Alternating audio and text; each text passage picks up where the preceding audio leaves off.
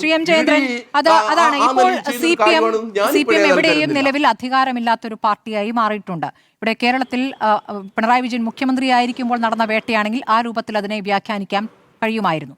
ഇപ്പോൾ എവിടെയും ഭരണത്തിലില്ല എന്നുള്ളൊരു യാഥാർത്ഥ്യം അവിടെ നിൽക്കുന്നു. അങ്ങനെ വരുമ്പോൾ ഇപ്പോൾ ഭരണത്തിലില്ലാത്തൊരു രാഷ്ട്രീയ പാർട്ടിയെ ഈ അടുത്തൊന്നും തെരഞ്ഞെടുപ്പ് നടക്കാത്തൊരു സംസ്ഥാനത്ത് എന്തിനാണ് ഇപ്പോൾ ഒരു രാഷ്ട്രീയ വേട്ട എന്ന രൂപത്തിൽ തെരഞ്ഞെടുപ്പാനന്തരം ഇടി വരുന്നത്? ഇതിലൊരു കേസുണ്ട് എന്നുള്ള കാര്യം നമ്മുടെ മുന്നിൽ യാഥാർത്ഥ്യമാണല്ലോ. ഇപ്പോൾ ഉന്നയിക്കപ്പെട്ടിരിക്കുന്ന ആരോപണങ്ങൾ, വാർത്താക്കുറിപ്പിൽ ഇത് വളരെ ചുരുങ്ങിപ്പോയി എന്ന ഒരു വാദം അവിടെ പറയാമെങ്കിലും നമ്മുടെ മുന്നിൽ ഇപ്പോൾ എവിടെയൊക്കെ റെയ്ഡ് നടന്നു എന്ന കാര്യമുണ്ട്. അതിൽ CPM-ലെ നേതാക്കളാണ്, അവിടുത്തെ ജില്ലയിലെ നേതാക്കൾ, DYFI നേതാക്കൾ, മുഹമ്മദ് റിയാസിന്റെ അടുത്ത സുഹൃത്തുക്കൾ. അപ്പോൾ ഇവരുടെയൊക്കെ വീടുകളിൽ നടത്തിയ റെയ്ഡിൽ നിന്നും ചില വിവരങ്ങൾ ലഭിച്ചു. അത് ഈ വീണ കൊടുത്ത പണവുമായി ബന്ധപ്പെട്ട് ഇവർക്ക് കൈമാറിയിരിക്കുന്നു എന്നടക്കമുള്ള കാര്യങ്ങൾ അവരുടെ കയ്യിൽ നിന്നും രേഖകളായി കിട്ടിയെന്ന് പറയുമ്പോൾ അത് എങ്ങനെയാണ് വിശദീകരിക്കുന്നത്? അഥവാ അത് പാർട്ടിക്ക് വിശദീകരിക്കേണ്ടതല്ല എങ്കിൽ അത് വീണയുടെ കേസാണ് എന്ന രൂപത്തിൽ അതിനെ തള്ളിക്കളയണം. ചില സമയത്ത് അത് പാർട്ടിക്ക് എതിരെയുള്ള വേട്ടയാണെന്ന് പറയും, ചില സമയത്ത് അത് വീണയ്ക്കെതിരെ വീണ നേരിടേണ്ട കേസാണെന്ന് പറയും. അപ്പോൾ ഇതിലൊരു വ്യക്തതക്കുറവ് ഞാൻ അങ്ങയോട് ആദ്യം ചോദിച്ചതും അതാണ്. ഇപ്പോൾ തന്നെ പറഞ്ഞല്ലോ, മുതലക്കുളം മൈതാനത്ത് വിസ്തീർണ യോഗം ഉണ്ടാകുമെന്ന് കേട്ടിരുന്നു. ഇപ്പോൾ അതിലൊരു വ്യക്തതയില്ല. അല്ല, കേസ് അങ്ങനെയാണ് അവർ ഫ്രെയിം ചെയ്തുകൊണ്ട് വന്നേക്കുന്നത്. ഇതുവരെയും ഇത് നോക്കിയാൽ, ഇത് സൂക്ഷ്മമായി പരിശോധിക്കുന്ന ആർക്കും ഇതിൻ്റെ അകത്ത് മനസ്സിലാക്കാൻ ഒരു അവ്യക്തതയും ഇല്ല. CPM ഇപ്പൊ കേരളത്തിൽ അധികാരത്തിലുള്ളത് കൊണ്ടാണ് ഈ വേട്ടയാടൽ എന്നാരും പറയില്ലല്ലോ. പക്ഷെ ഇതെന്നാണ് തുടങ്ങിയത്? എന്ന് മുതലുള്ള അന്വേഷണങ്ങളാണ് നടക്കുന്നത്? ഇതൊക്കെ ഇതിന്റെ ഉള്ളിൽ തന്നെ ഉണ്ട്. ഇതൊരു ഫ്രെയിം വർക്കാണ്, അല്ലാതെ ഇലക്ഷൻ റിസൾട്ട് വന്നതിന് ശേഷം ഉണ്ടാക്കിയിട്ടുള്ള പുതിയൊരു ഏർപ്പാടൊന്നും അല്ലല്ലോ. ആ ഫ്രെയിം വർക്കിന്റെ അകത്ത് നിന്നുകൊണ്ടാണ് ED പ്രവർത്തിക്കുന്നത്. അത് അവരുടെ പണി, അതാണ്, അത് ചെയ്യുകയും ചെയ്യും. ഇപ്പൊ ഒരു പ്രസ് റിലീസ് ഇറക്കിയിരിക്കുന്നു. ഇന്നിപ്പോ ഇവിടെ ഒരു ഉദാഹരണം സ്മൃതിയോട് തന്നെ ചോദിക്കാം ഞാൻ അങ്ങോട്ട്. ലേക്കറിനെ കുറിച്ച് താങ്കൾ പറഞ്ഞു, ഇവിടെ ഒരുപാട് പറഞ്ഞല്ലോ. ഈ സ്റ്റേറ്റ്മെന്റില്, പ്രസ് റിലീസില്, EDയുടെ പ്രസ് റിലീസില് ലേക്കർ ഇന്ത്യ എന്നൊരു പ്രയോഗം എവിടെയും കാണാനില്ല. അപ്പോ ഇവർ പറയാത്ത ഒരു കാര്യത്തിലാണ് ഇന്ന് പ്രധാനമായും ചർച്ച മുമ്പോട്ട് വെച്ചേക്കുന്ന ഒരു കാര്യം. രണ്ടാമത്, ലേക്കർ രഹസ്യം തന്നെ ഇടയ്ക്ക് ഹവാല ഇടപാടൊക്കെ പറയുന്നുണ്ടല്ലോ. ഇതൊക്കെ ആ ലേക്കറിന്റെ കാര്യം മാത്രം നോക്കിക്കോളൂ. ED പറയാത്തൊരു കാര്യമാണ്. ED സ്റ്റേറ്റ്മെന്റിൽ അതില്ലതാണ്. പിന്നെ പറഞ്ഞിട്ടുള്ള കാര്യങ്ങളിൽ ഇത് എന്തുമാത്രം അവ്യക്തതയാണ് നിൽക്കുന്നത്. ഹവാല ഇടപാട് പറയുന്നു, പിന്നെ എന്തൊക്കെയാണ് പറയുന്നത്, ഹാൻഡ് റിട്ടൺ എൻട്രീസ് പറയുന്നു. ഈ ഹാൻഡ് റിട്ടൺ എൻട്രീസിനെ കുറിച്ച് മാത്രം സ്മൃതി നോക്കൂ.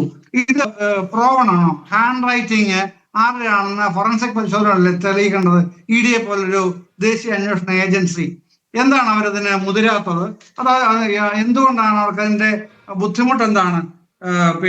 ഈ ദുബായ് ട്രാൻസ്ഫർ ഹവാല ആയിരുന്നെന്ന്, ഹവാല പണം CMRLന്റെ പ്രൊസീഡ്സ് ഓഫ് ക്രൈം ആണെന്ന് ഇവർക്ക് അഭിപ്രായമുണ്ടോ? അങ്ങനെ പറഞ്ഞിട്ടുണ്ടോ? പറയുന്നില്ലല്ലോ. മറ്റൊരാളുടെ സിം വീണയാണ് ഉപയോഗിച്ചതെന്ന് വേറൊരു സംഗതി.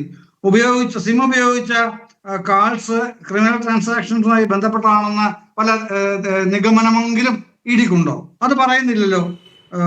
ലേക്കറിന്റെയിലെ പണം CMRLന് എക്സൈസിന്റെയോ പണമാണ് എന്നൊരാക്ഷേപം അവർക്കുണ്ടോ? അത് പറയുന്നില്ലല്ലോ. പിണറായി വിജയന് ഈ മണി ട്രെയിനിൽ നേരിട്ടുള്ള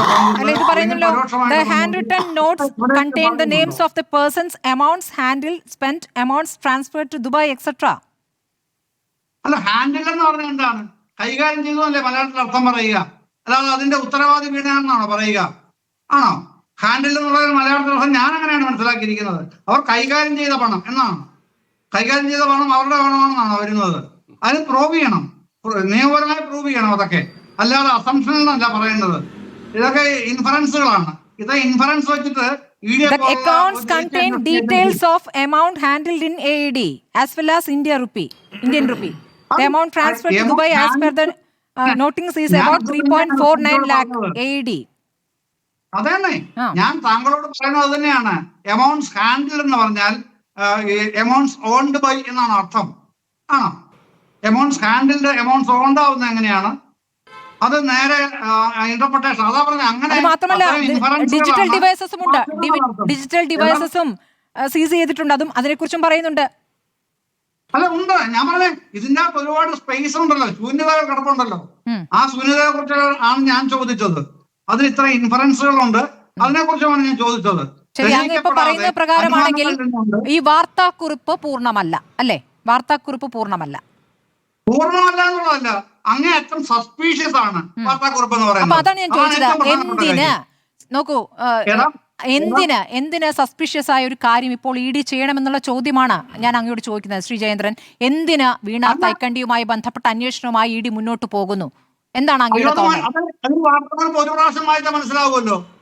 ഒരു പ്രാവശ്യം വായിച്ചാൽ മെയ് 27 നടന്ന സെർച്ചില് അന്ന് എല്ലാവരും മാധ്യമങ്ങൾ നിങ്ങളടക്കം പറഞ്ഞിരുന്ന റെയ്ഡ് എന്നായിരുന്നു.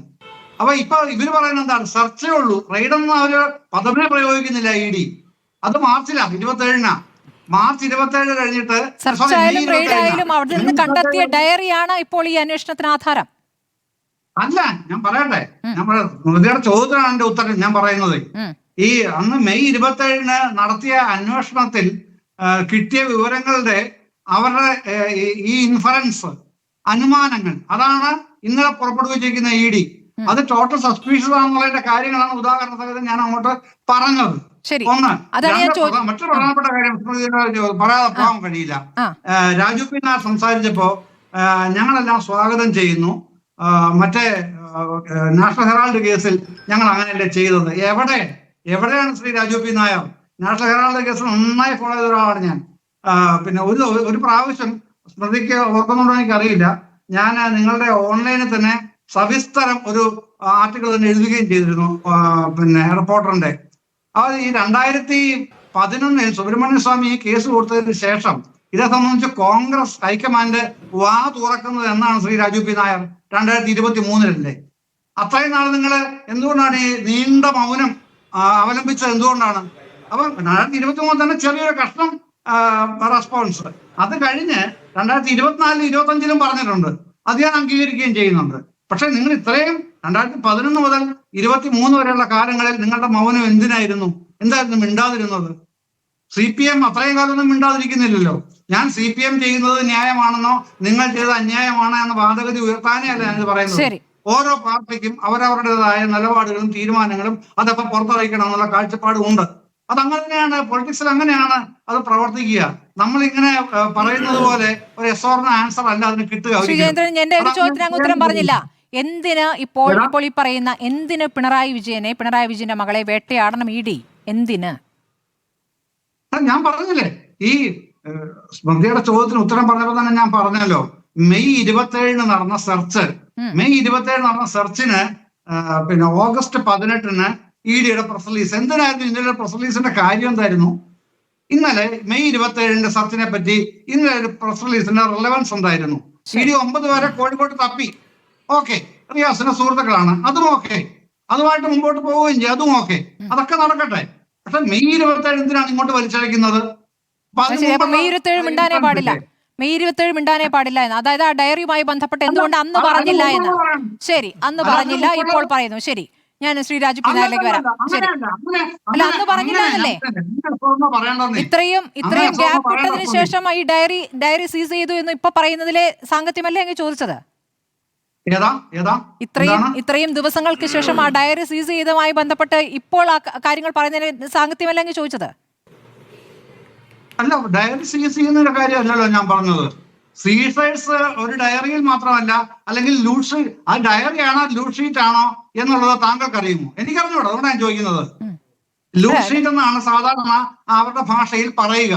CMR പിടിച്ചെടുത്ത ലൂഡ് ഷീറ്റ് എന്നാണ് എഴുതി വെച്ചിരിക്കുന്നത് കോടതിയിലും. അതുകൊണ്ടാണ് ഞാൻ ചോദിച്ചത്, ഡയറി ആണോ ലൂസ് ഷീറ്റുകളാണോ എന്നുള്ളത് ആർക്കാണ് വ്യക്തത ഉള്ളത്? ഈ ലൂഡ് ഷീറ്റുകൾ കോടതിയിൽ തെളിവിനായിട്ട് എടുക്കുന്നുണ്ടോ എവിടെയെങ്കിലും? അടുത്ത ചോദ്യം. ടോട്ടലി ഈ ഡൗട്ട്ഫുൾ ആയിട്ടുള്ള വാർത്താക്കുറിപ്പാണ് ഇ ഡി ഇന്നലെ ഇറക്കിയിട്ടുള്ളതായിട്ട് എനിക്ക് എന്റെ ശക്തമായ അഭിപ്രായം. ശരി.